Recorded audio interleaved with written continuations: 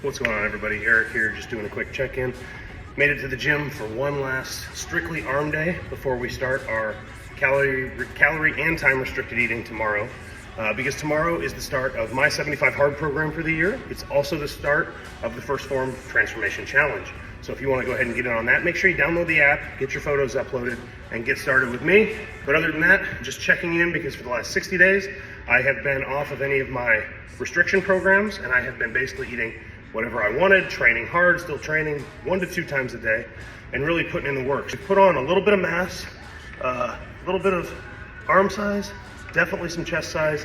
That was one of my most lacking body parts, was my chest, and we've done some work there. Now it's time to take this meat that we've put on and refine it, lose the fat, and see if we can dial it in during the New Year's challenge. Good luck.